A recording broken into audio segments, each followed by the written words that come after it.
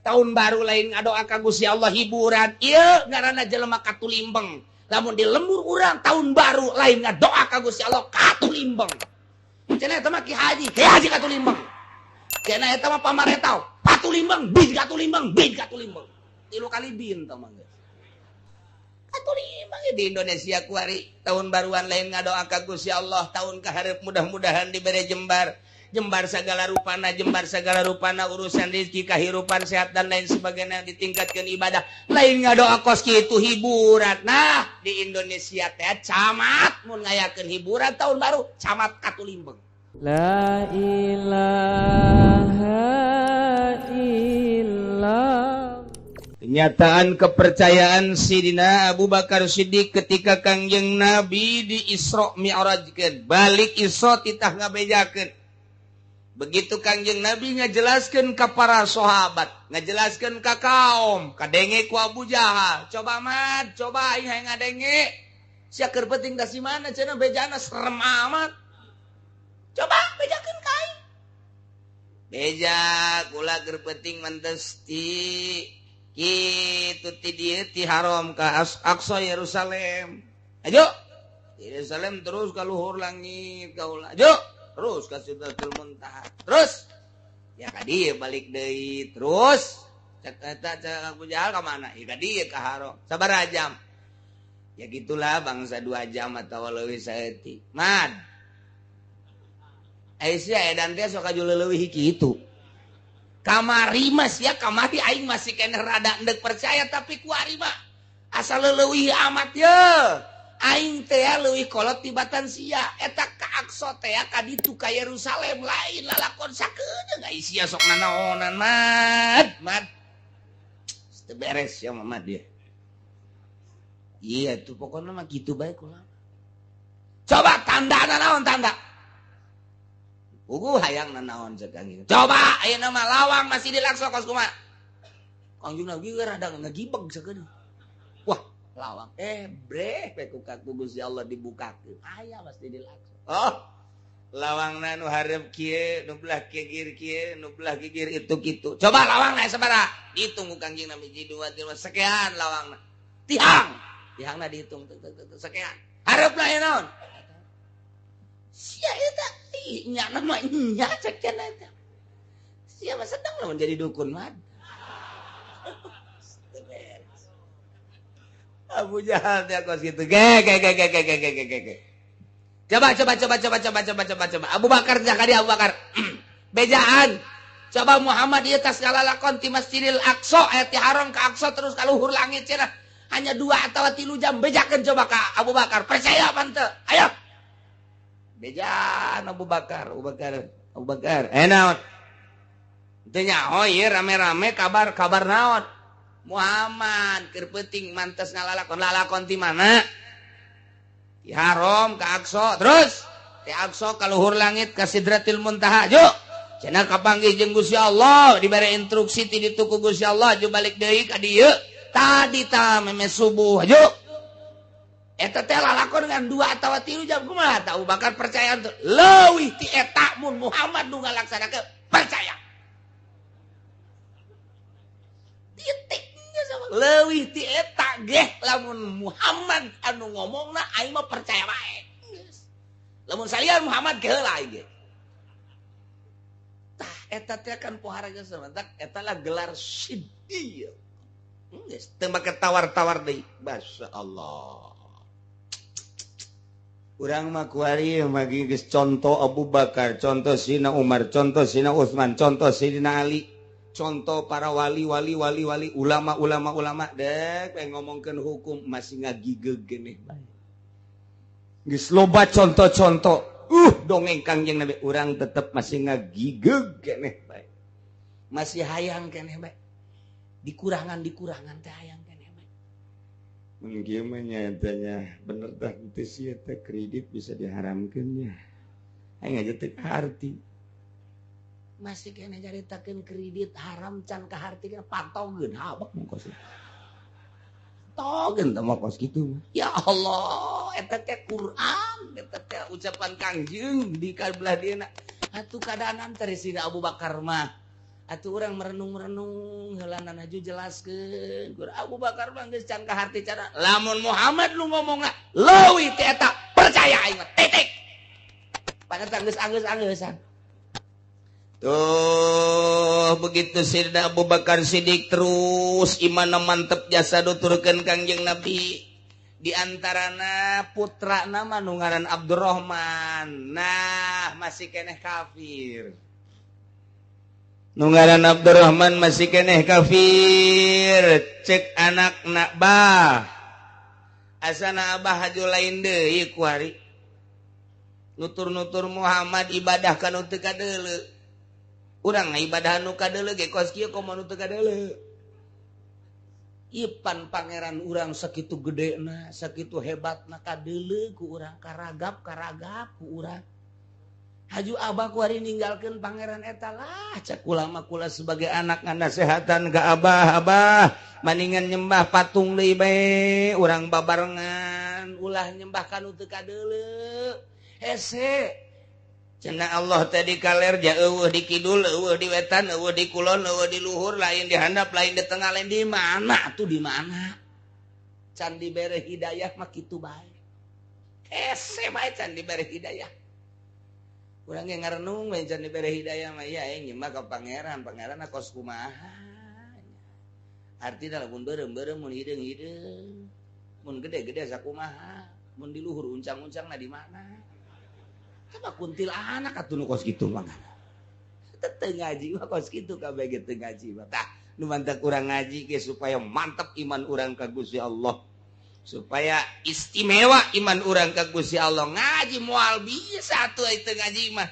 Nyaritakeun pangeran ngaji henteu. Nyaritakeun hukum ngaji henteu atuh moal becus kajian kumaha ge. Ngaji. Minggu sekali ngaji neangan tempat anu sikluk bari ngarokok didinya ngopi memehna ngadahar uduk heula can balik geus pesen sate nah didinya geus tenang begitu der ngajerep nginahin jasa beres amin kakara kudang bebeja kanya kadu di imah bu ngaji nikmat jasa orenganan kerek. Tah, cik Abdurrahman kitu bah, urang mendingan nyembah patung bae lah kos kitu. Eta Sayyidina Abu Bakar Siddiq teh ngahulang bae. Boga anak teh can nuturkeun horenganan. Akhirna turunlah ayat ieu ti Gusti Allah merenungna Sayyidina Abu Bakar Siddiq hayang ngajawab kanu jadi anak torojol malaikat Jibril mawa ayat nyampaikeun ka Kangjeng Nabi urang Kangjeng Nabi Muhammad sallallahu alaihi wasallam lantaran Sayyidina Abu Bakar Siddiq unjukan ka Kangjeng Nabi kaulama luar biasa iman ka Gusti Allah geus teu bisa be diganggu gugat tapi anak mah ya Rasulullah nu ngaran Abdurrahman kitu tah ajakanana Tarajal malaikat Jibril mawa ayat ieu Qul anad'u min dunillahi ma la yanfa'una wa la yadurruna bejakeun ku anjeun Muhammad anadu apakah kami kabehan ngaibadahan gitu kasalian Allah kana pangeran yakni patung nuh teu ngamangpaatkeun jika diibadahan teu ngamadaratkeun jika ditinggalkeun diibadahan teu ngamangpaatkeun diantepkeun teu ngamadaratkeun maknya kudu ngaibadahan patung anu model kitu sipatanana boro-boro jang ngarizkian batur boro-boro jang nyalametkeun batur pugunyana huluna ku urang didedet-dedet ge ja moal kukumaha patung diome ku urang patung ku urang dikukumahakeun ieu sapira patung atuh nah iyalah mala yang fauna wala yadurruna diibadahan sakitu teh diibadahan sakitu mangpaatna madaratna diibadahan sugan ngamangpaatkeun diantepkeun sugan ngamadatkeun teu sapira batu bejakeun coba Muhammad Qul ucapkeun ku anjeun Muhammad anad'u apakah kami kabehan ngaibadahan salian Allah bentukna patung nu teu ngamangpaatkeun jeung teu ngamadaratkeun wa nuradu jeung apakah urang kabehan teh kitu dibalikeun deui ka tukang ka masa-masa jahiliyah dibalikeun ka musyrikin deui nu kuari geus urang boga petunjuk ti Gusti Allah ba'da iz hadanallah sabada Allah geus tuduhkeun ka urang kana Islam kuari kudu balik deui ka ditu bejakeun manya kudu kos kitu ulah artina mah inkari eta mah percis kalladzi istahwatu syayatinu fil ardi hairon kos jelema anu disasarkeun ku setan di muka bumi ya hairon bingung teu nyaho arah jelema anu kasarung jelema anu kasasar jelema aya di tengah-tengah leuweung jelema aya di tengah-tengah huma di tengah-tengah daratan atawa di gurun nyana teh teu nyaho jalan mana kaler mana kidul mana wetan mana kulon ngaranna kapahung ka nu kos kitu teh mun cak bahasa urang mana ngaranna katulimbeng percis kos lalaki boga pamajikan hiji katulimbeng teh ngaranna sebab kadinya deui tulimbeng tah bujeu geus lalaki teu nyandung katulimbeng aduh teu nyaho jalan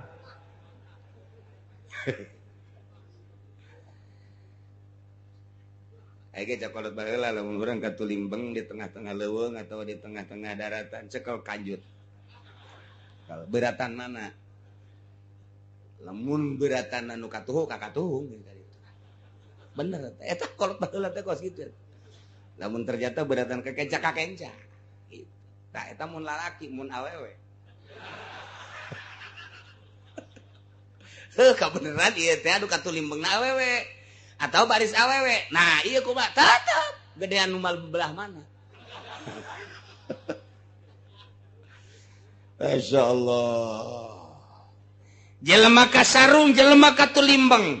Jelema disasarkeun ku setan, teu nyaho arah. Tah lamun jelema balik deui cek Sidina Abu Bakar Siddiq. Bahaya ieu kudu ngaibadahan ka patung.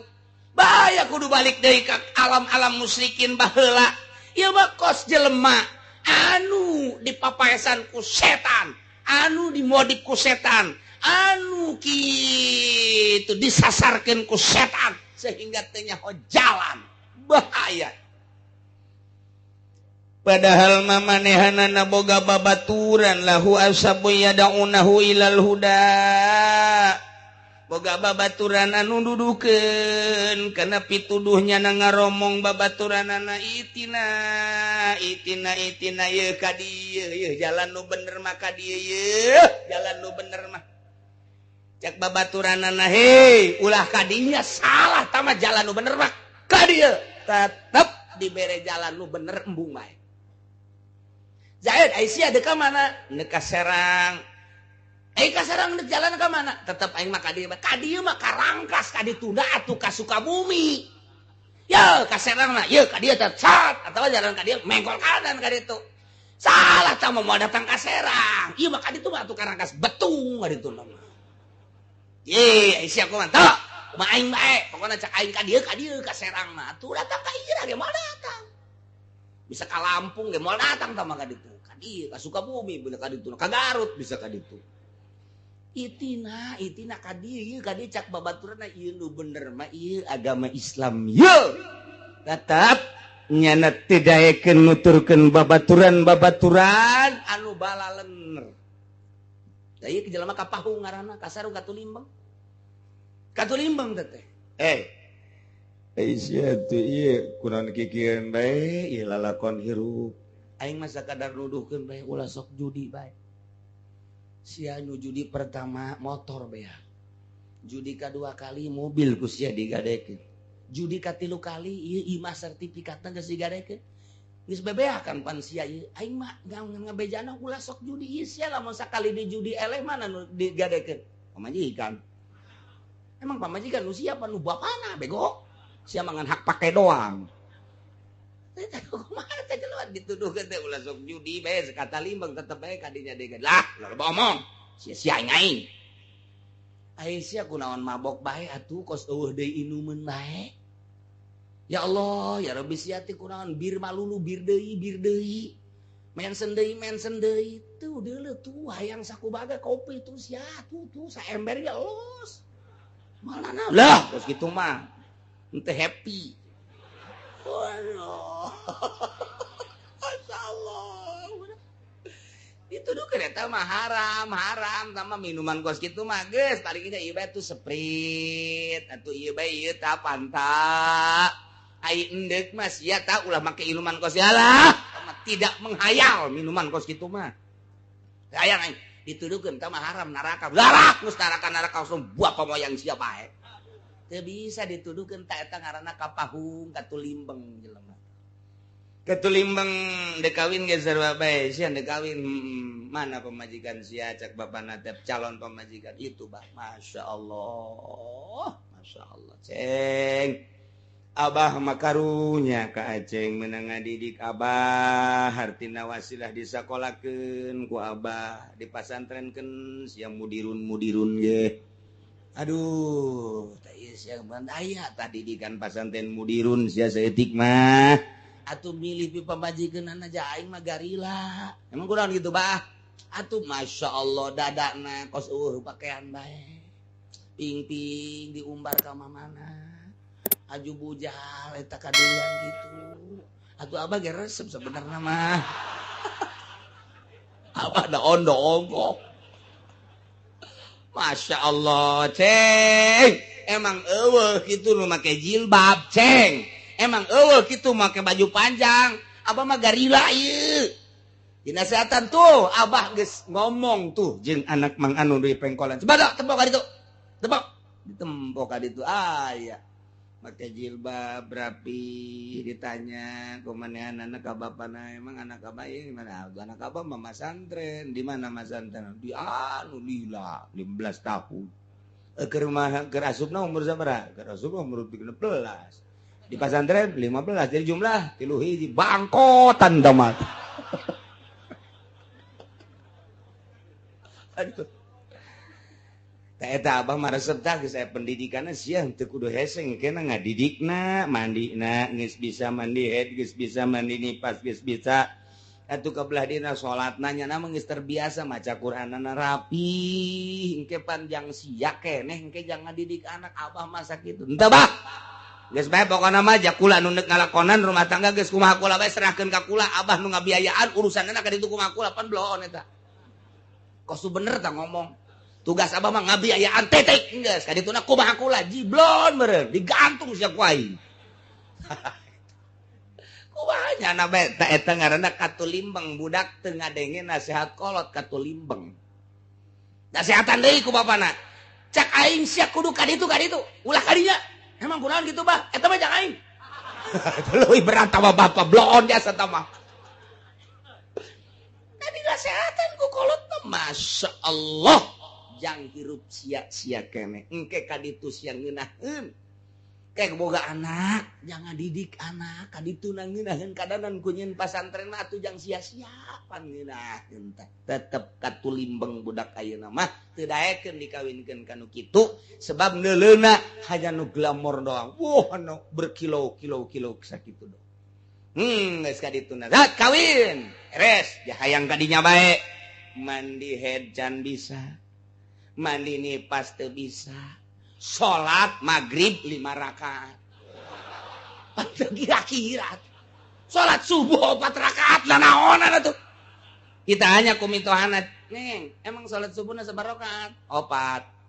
Sholat subuh mah 2 rakaat. 2 mah tah mah kos kitu mah belek cek nya teh. Kula mah geus diopatkeun bae lah.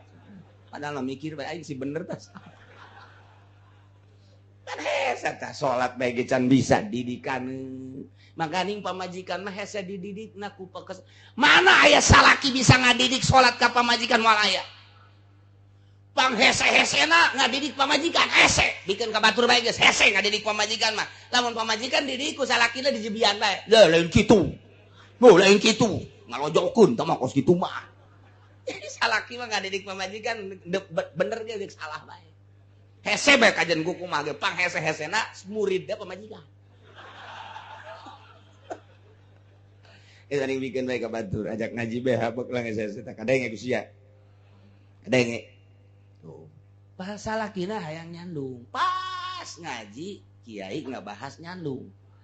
Datang ka imah kadang eta Gus ya. Dah, sekongkol mah kajen gua kumange. Pajar persekongkolan. Aduh, Masya Allah, hese bae, pemajikan teh hese bae. Masya Allah, pokoknya ngadidik pemajikan hese bae guys. Lamun aya jelema bisa ngadidik pamajikan, bo tama saluhureun wali tama. Hese pamajikan, ya Allah. Tapi lalaunan, ja makhluk Allah keneh pamajikan ge lalaunan dan ulah ku nafsu. Tah, apakah kami kabehan ya kudu nyembah ka patung deui? Balik deui ka masa musyrikin, ka masa kemusyrikan. Wah, cek Sayyidina Abu Bakar khususna umumna seluruh. Wah, maknya kudu balik deui. Tak lamun aya jelema nyembah ka patung padahal geus aya hidayah. Kangjeng Nabi teh nuduhkeun Islam, diutus ku Gusti Allah titah dakwah nauhidkeun ka Gusti Allah mawa agama Islam geus aya pituduh maknya atuh kudu balik deui ka ditu eta mah ngaranna katulimbang nu geus atuh. Mun kitu eueuh nu nuduhkeun ieu mah aya nu nuduhkeun tak eta jelema ge lahu ashabu yad'unahu ilal huda. Aya nu nuduhkeun kana petunjuk teh tapi nyana teu daekeun nuturkeun petunjuk atuh moal datang-datang kajen kukumaha. Padahal geus diitina ge ka dieu. Nu bener mah Islam, tetep bae nyana teu daekeun ngaijabah. Moal beres. Babacaan bae ge kudu aya guruna. Pikih kudu aya guruna. Tauhid ge sakomo tama tauhid mah. Urang lamun ngaji tauhid atuh teu aya guruna bakal bahaya. Hese maca bae di buku bakal cilaka. Pan teu dijelaskeun tauhid makan kudu dijelaskeun. Allah aya. Sifatna Allah teh wujud hartina aya kasipatan ku kidam, kasipatan ku bako, kasipatan ku mukhalafah lil hawadis. Contohan coba kieu contona ieu ayana Allah teh aya dada melanana cukup tah. Jang nandakeun ayana Allah aya dada melana mustahil. Allah lantaran aya dada melanana. Mustahil aya dada melana nu ngadamelna. Tah kos kitu tah ngaji ngaranna ngaji tauhid tahap awal. Ieu naon ieu? Ieu cai teh. Cai kan sumuhun sifatna deureum. Kumaha kurang lamun diinum rada aya karasa tehan. Ieu naon ieu? Kopi. Cai keneh, cai ngan kuari mah cai kopi. Warnana hideung. Lamun diinum kurang pahit. Oh, eta cai kopi teh warnana hideung mun diinum pahit, mun lain pahit, mun teu pahit lain kopi. Mun teu hideung lain kopi. Kanyawan tadina kopi bae ge. Ieu ge Gusti Allah ge sarua bae. Ieu teh Gusti Allah kasipatan kidam teh artina iheula nu miheulan kasipatan ku bako tetep panderi tungtungna mukhalafah lil hawadis yamu binasi wadaniyat kudratirat tah ieu Allah ngadamel bumi tapak dadamelan Gusti Allah bumi ngaranna dalil aya dadamelanana berarti aya nu ngadamelna tak eta teh kos kitu teh tahap awal.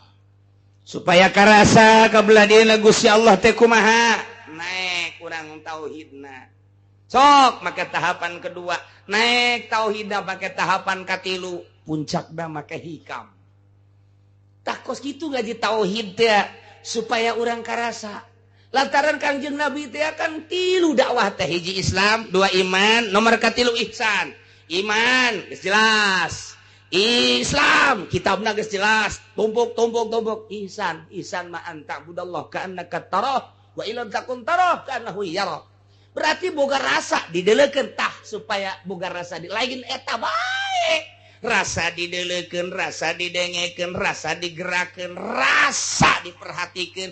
Eta mah ngan sakadar contoh doang. Anta budallah kana kataroh wa ilam takun taroh kana huyar. Eta mah hiji ka ditu nama asa didengekeun, asa dideleukeun, asa diperhatikeun, asa diintip bae ku Gusti Allah. Perasaan-perasaan eta asa dirizkian ku Gusti Allah. Boga rasa eta tah ihsan ngaranna. Hayang datang ka dinya kudu Islam rapi, iman rapi, naik kakarak. Moal daekeun jelema nu geus ihsan mah nonton TV moal. Wadah kenyana kieu bae anu boga rasa Allah naleukeun aing ye. Allah naleukeun aing, gua aing didaleukeun ku Allah. Aju aing didaleukeun ku Allah keur nonton TV cak Allah pan teu bagus tah nonton TV berarti aing dibendu ku Gusti Allah. Atuh aya kitu mah aing meureun suruh neraka. Lah kajenna kena jadi suruh neraka lah. Laon pan eta. Moal da aing. Lamun jelema geus boga rasa dideleukeun, didengekeun, diperhatikeun, ta eta teh luhur berarti isin ka Gusti Allah, sieun ka Gusti Allah, harapan anak sieun jeung isina beuki tinggi. Sabodo. Aing mah dibendu ku makhluk, masa pira makhluk? Nu penting ulah dibendu ku Gusti Allah. Dipuji ku jelema mah eulah, kuari muji sore mah kadang-kadang ngabenduan. Teu aing mah hiji we Allah. Tah eta ngomong teh babari hayang datang ka dinya make tahapan-tahapan. Kumaha tahapan? Aya nu nuduhkeun. Ceng ye wudu nu bagus mah kieu pikih ngaranna.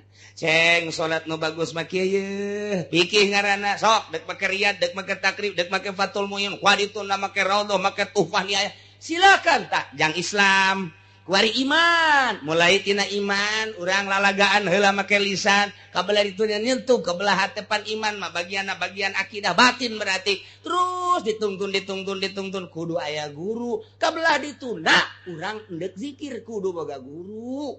Guruna guru nu mursyid sing hade. Kudu nu nyahoeun guruna teh kana tentang nafsu-nafsu nu aya di awak urang.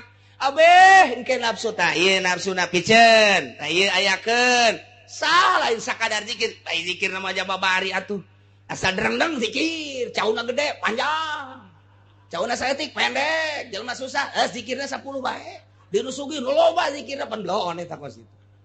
Nah lain zikir kos kituna tetapi ieu melakeun zikir di hiji jelema supaya mantep zikir teh supaya jadi zikir teh artina jadi teh kumaha jadi tetengger engkena mun haram bae halal bae wajib bae kudu kumaha teh melakeun zikir teh supaya ulah resep kana dunia aya zikiran bae di jero hate ieu mah pan zikir teh jang neangan dunia.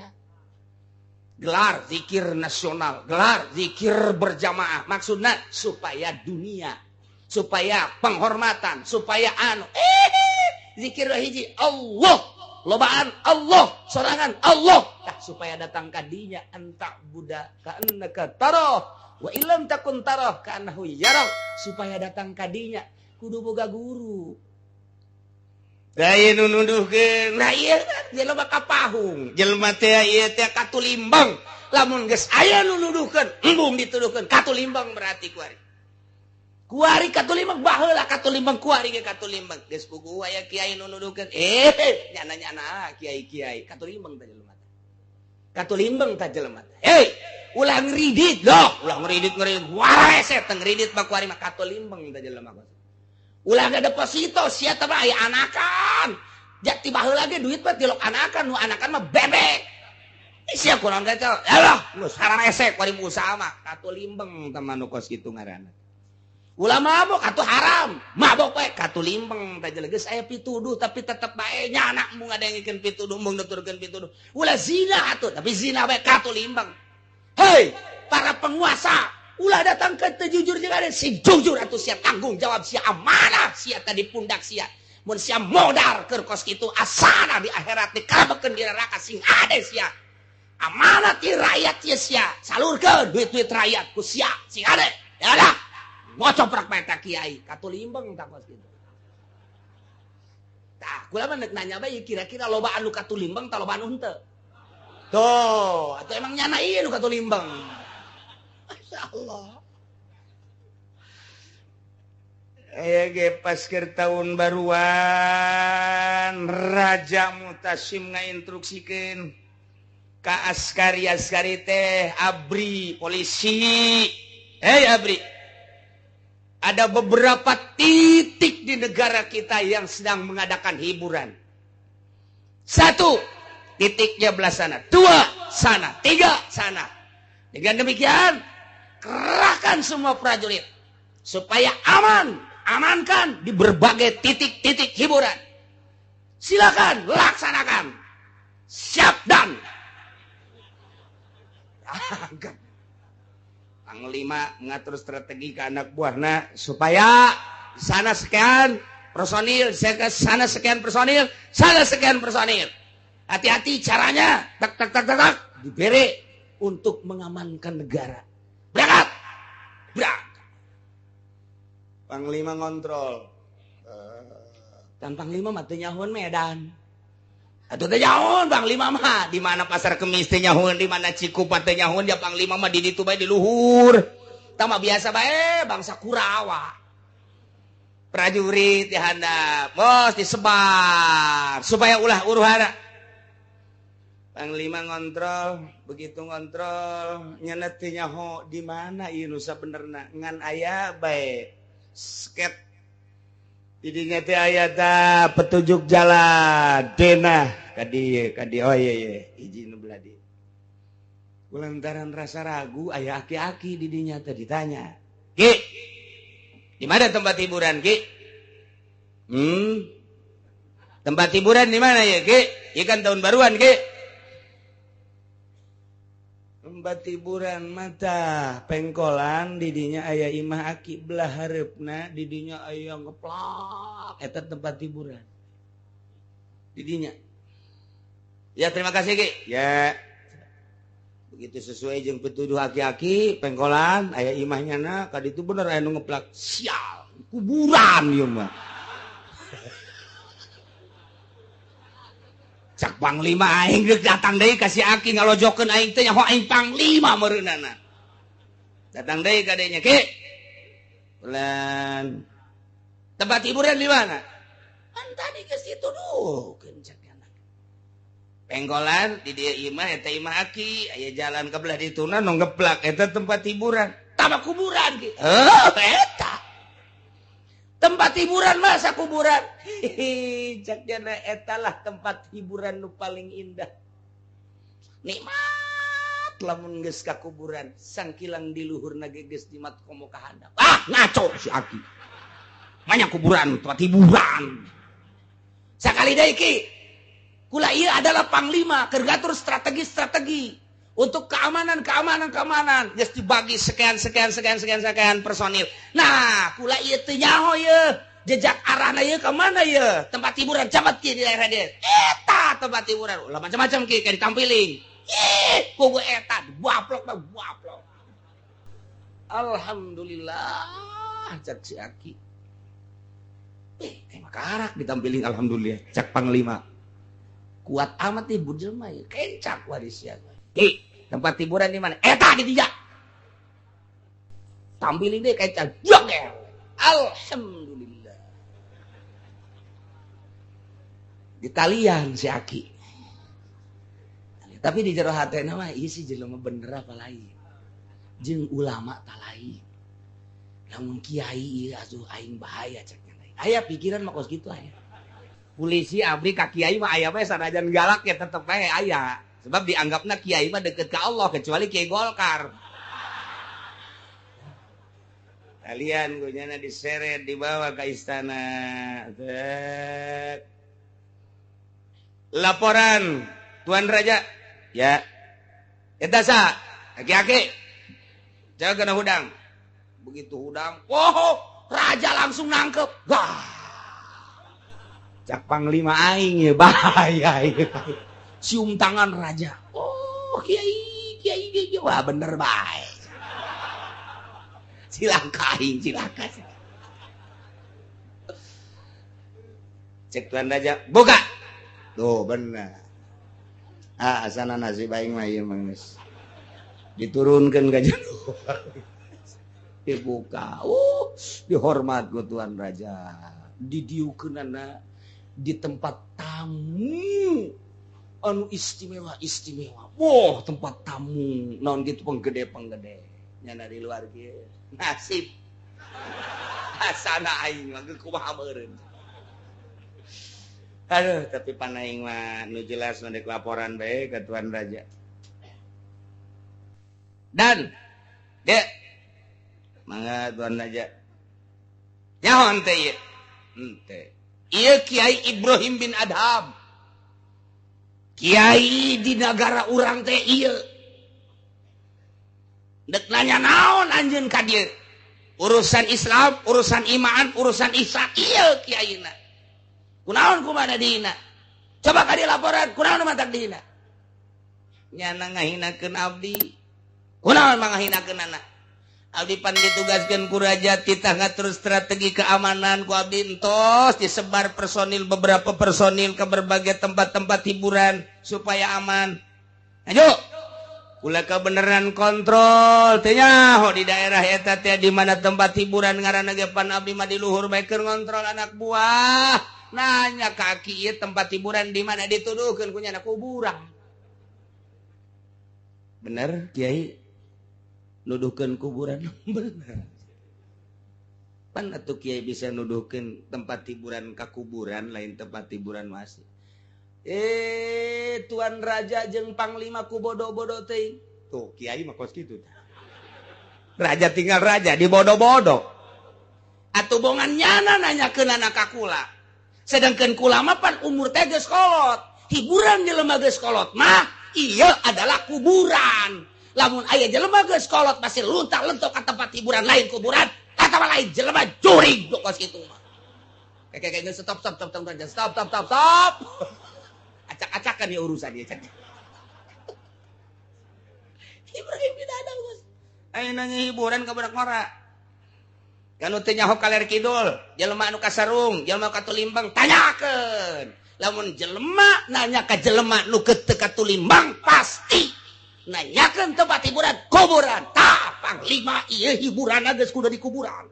Raja hiburanna geus kudu di kuburan. Nyos ya. Aduh, Dan, amankan Dan.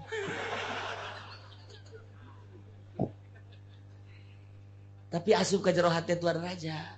Oh, jadi jelema kolot bagus teu layak hiburan rarame. Hiburan nu kolot mah geus kudu ka kuburan. Hiburan teh geus macam-macam. Tah, jadi nasihat seorang ulama anu ikhlas, nasihat seorang waliullah anu ikhlas. Pamrih dekasa sebab non unsur hayang di alam unsur hayang dibere sekalipun raja keur kasarung jeung katulimbeng mak luruskeun itina Panglima perang kasarung tuduhkeun ieu teh ngan ieu mah caritana nuduhkeun jalan ka Allah. Masa sih kudu make hiburan tahun baru lain ngadoa ka Gusti Allah hiburan ieu ngaranna jelema katulimbeng. Lamun di lembur urang tahun baru lain ngadoa ka Gusti Allah katulimbeng. Cenah eta mah Ki Haji katulimbeng. Cenah eta mah pamarentah katulimbeng bin katulimbeng. Tilu kali bin tah mah geus. Katulimbeng di Indonesia kuari tahun baruan lain ngadoa ka Gusti Allah tahun kaharep mudah-mudahan dibere jembar segala rupana urusan rezeki kahirupan sehat dan lain sebagainya ditingkatkan ibadah lain ngadoa kos kitu hiburan. Nah di Indonesia teh camat mun ngayakeun hiburan tahun baru camat katulimbeng, lurah mun ngayakeun hiburan lurah katulimbeng bin sabaraha bin eta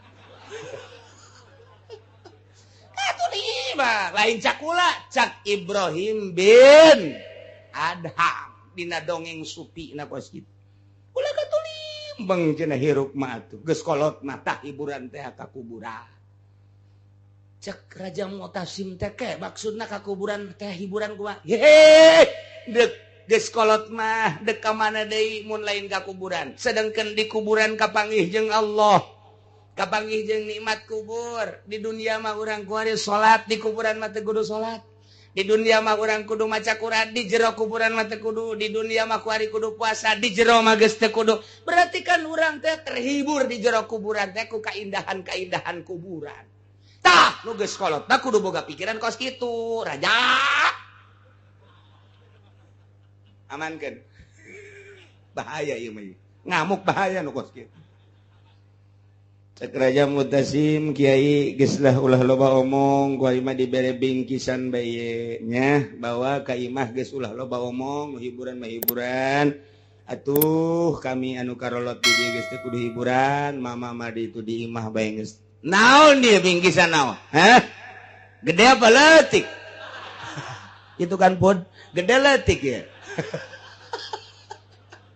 leutik teu hayang aing teu beli mobil teh mah kos Fortuner tah kan bloon tadi kos gitu tah tapi Ibrahim bin Adham haram kura nganasehatan raja nganasehatan panglima kudu nyokot hadiah haram beusi nasehat kula diojol jeung nasehat jeung hadiah haram kula mah wari ulah coba-coba nasehat kula diojol jeung hadiah kula titik kula mah dek balik bae lantaran kula ka dieu diseret kula seret deui ka ditu ulah sakur raja ulah aya tuh banyak seret deui sakumaha aslina bae kula mah geus pokona teu ieu mah neuk dibawakeun kuda nu pang bagusna dianterkeun ka panglima sadiakeun kuda teu hayang lantaran ngahormat teh kuari teh lain ti awal sebab kuari mah geus nyaho bahwa ieu teh kudu dihormat ai kitu mah berarti rakyat lu teh dikayahokeun ku raja mah tilok dihormat raja bloon wah malik deui bae ka aing mun dek kahormat dek nu wau ngaran-ngaran raja hormat tuh kos kitu mah ieu bagus kanyawan karak dihormat dek kanyawan teu dihormat atur rakyat nu sejen meureun bahaya geus cak raja geus cak raja tuh gara-gara sia si panglima apalah ya ieu nasehat cek gas kula mah hadiah moal diojol nasihat kula jeung hadiah dek dipersilahkeun make kendaraan bagus teu hayang ka ulama mun teu daek nyeret kula mah dek lempang bae balik ka ditu henteu kula mah dek balik wah kajen teh disadiakeun kendaraan bagus tetep lantaran awalna teu bagus ieu lamun awalna dihormat kemudian dipapageun balik lagi dipapageun oh masalah kula mah geus moal robah tapi awalna ieu kos kieu geus sayang kula mah ulah balik kula mah wassalam tinggal raja bajeng panggil sia-sia cie tuh kula penting ya di jalan kapanggih yeui jeung wakil panglima stop berani jelema cumplang-campling kieu ka istana mah teu meunang didatangan ku jelema cumplang-campling kieu kudu make bintang minimal bintang 7 puyang-puyang sia nya nama cicing saya abdi hamba Allah yang ngaranan sa hamba Allah baik sakali deui awas sakali deui awas hiji dua katilu teu ngajawab nu bener lista maja utama sikap teu nyaho ye wakil panglima saya abdi hamba Allah talian deui talian diseret deui ka istana lapor ya cek tuan raja abdi mau sakitan saya teu beres ya jelema ya baudangkeun begitu datang yo kiai deui bae cak panglima sia ka wakil kunaon diseret eta emang kunaon kakarak balik ti dieu nang nyeret aing aduh cek lan aja ke aya perihal naon deui nangtung dio ke lapar coba lapar tah kunaon ieu mantak diseret abdi menghormati tuan raja jeung istana sebab ieu keluar ti istana teu layak jelema kos kieu pasti ieu jelema edan wah ayo tetep kula untuk mengangkat martabat raja jeung istana demi bangsa jeung negara. Wah. Teu meunang sambarangan asup ka istana jelema cumplang campliget, tapi tetep ku kula ditanya saha nyana ngomongna hamba Allah. Tanya kedua kali deui, saha hamba Allah. Sakula hamba Allah ge boga ngaran. Lamun teu ngabejakeun ngaran, ku kula diseret dibawa ka istana laporkeun ka tuan raja. Tetep cak nyana hamba Allah. Ieu kan merupakan penghinaan. Masa hamba Allah bae. Kiai cek tuan raja kunaon atuh teu ngabejakeun ngaran, kok hamba Allah bae. Eueuh deui nu pangmulyana cek Ibrahim bin Adam. Ieu adalah pengakuan hanya hamba Allah. Justru kula mun ditanyana lain ku macem panglima, mun ditanyana lain ku raja, mun ditanyana lain ku wakil panglima, kula ngaku kula ngaran Ibrahim bin Adam. Komo ditanya ku murid kula, komo ditanya ku rakyat mah, ditanya ku sasak kula ngaku Ibrahim bin Adam. Nu matak teu ngaku kurang nyana ngomong, tidak tahu kamu saya ini wakil panglima, sombong amat. Untuk menghilangkan kesombongan, pasti cekula-kula diseret deh ke istana. Tah, titip, cak Ibrahim bin Adam. Raja, ulah ngerasa jadi raja. Panglima, ulah ngerasa jadi panglima. Kakarak jadi wakil RT. Ya wakilnya anda sombong jasa. Kamu tidak tahu, saya wakil panglima. Mana etika Islam apa kudu kitu? Rakyat tadi urusan ngaku panglima, rakyat tadi urusan ngaku wakil panglima, rakyat tadi urusan ngaku raja. Dekat kerajaan saha jurig. Tuh, jak raja pan kieu deui wae. Blabe ieu mah ya. Lepaskan deui. Cek wakil hampura tuan raja emang tadi geus di tes di dieu. Tadi sanu nyeret panglima, tuh sia kan. Silih salahkeun panglima jeung wakil. Geus balik deh. Balik Ibrahim bin Adam. Tinggal raja, panglima jeung wakil.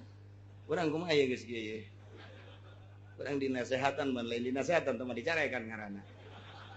Atuh terserah raja cak panglima teh. Berarti urang di mata rakyat teu bagus.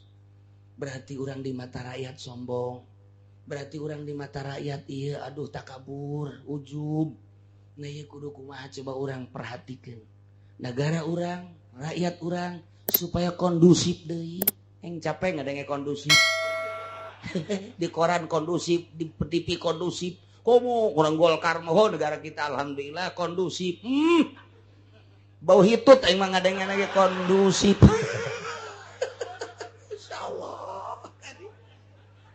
Ayolah gara-gara tahun baru seperti eta instruksi Raja Mutasib.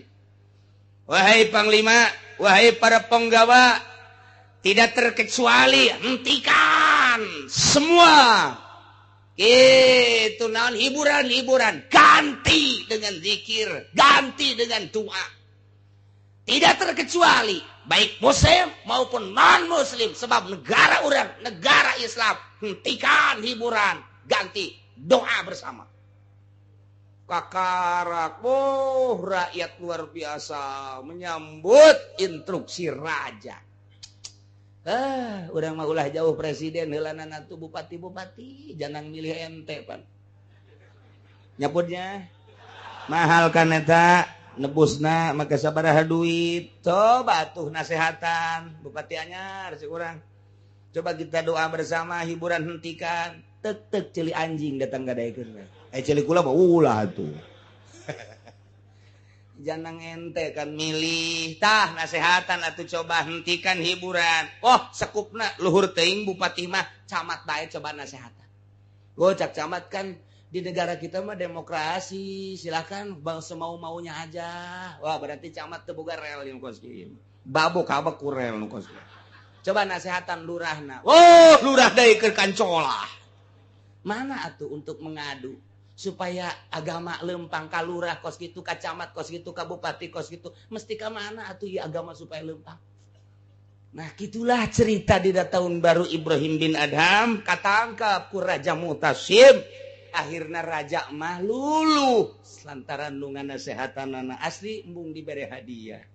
asli embung diantarkan dipuja-puja istimewa lamun kos kitu dakwah teh mun teu diojol jeung pamere teu diojol jeung hadiah rapi dakwah teh nah ieu lah keur carita itina lain eueuh pan sobat urang nu duduhkeun kana bener tapi geuninganan teu darekeun kana bener oh urang nasehatna ojol lamun nu ngundangna nu sugih nu bebereana gede bude buleudna lamun anu ngondang ka daerah mana ye daerah anu mah malah maka dinya mah keur ieu ge 200.000 na naonan beak tekor atuh aing tah mal narima deui dakwah naon teh kos kitu teh nah ieulah di nagara urang teh brok teh geus timimiti pedagang pemerintah nomor 1 pedagang petani brok ka kiai-kiaina brok kabeh tapi orang masih aya kesempatan ja Allah mah maha gopur narima soteh kapan kanu loba dosa urang sadar bahwa di diri urang loba salah loba dosa pemerintah sadar ku dosana pedagang sadar ku dosana petani sadar ku dosana karyawan sadar ku dosana kiai santri sadar ku dosana mantak naon urang mulai lembaran baru di tahun baru urang mulai lembaran baru dimimitian ku doa ka Gusti Allah supaya hirup urang di tahun ieu leuwih bagus tibatan tahun nu kamari mantak naon amin endek moal sia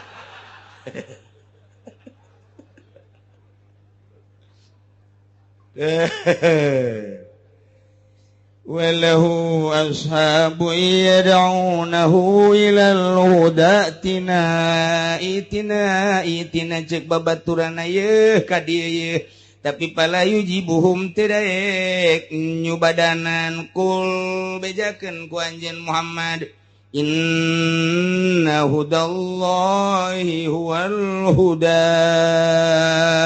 sanyana pituduh Allah yane agama Islam eta la pituduh anu bener wa madahu dhalalun salian Islam masasar di zaman Kangjeng Nabi urang kuari Kangjeng Nabi Muhammad ieu adalah huda nu asli mah wal huda adalah agama Islam Kristen dolal Yahudi dolal Protestan dolal Katolik dolal Konghucu dolal selain daripada Islam mah wal huda ialah Islam selain Islam dolal sasar salah urang mah alhamdulillahirabbil alamin wa umirna linuslima lirabbil alamin jeung diparentah urang kabehan supaya urang nurut pasrah ka Allah sebagai pangeran alam kabeh bisa wa urang umirna diparentah urang sadaya ay aslimu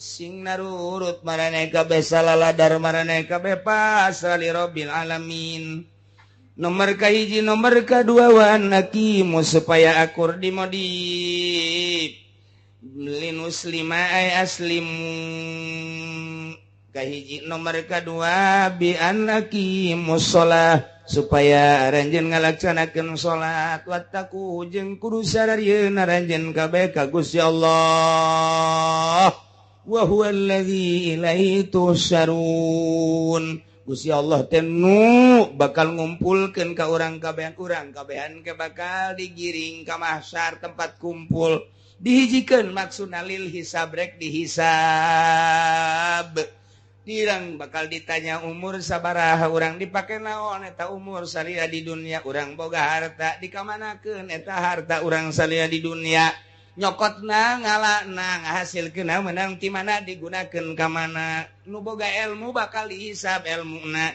sia dibere ilmu digunakeun ka mana eta ilmuna dipake nuduhkeun ka aing apa dipake di dunia ieulah nu bakal dihisab kabelah ditunang ke mata urang diperbandingkeun ciri urang diperbandingkeun antara bener jeung salahna sungut urang irung urang kabeh awak urang nah ieu bakal dihisab engke ialah wa ilaihi wa huwallazi ilaihi tusarun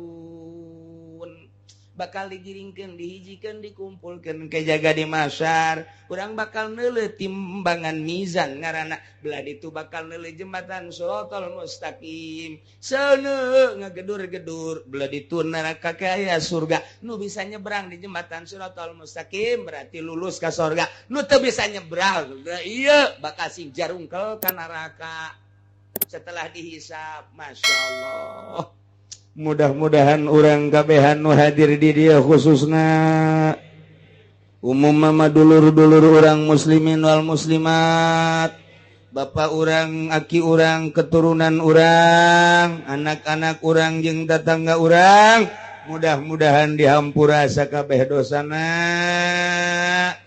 ditenden dina tempat anu mulya ku Gusti Allah yakni ditempatkeun dina rahmat Allah Subhanahu wa taala di kuburanana lega jeung caang di akhiratna dihidikeun di bawah bendera Kangjeng Nabi urang Kangjeng Nabi Muhammad sallallahu alaihi wasallam wa huwa alladzi khalaqas samawati wallahu a'lam.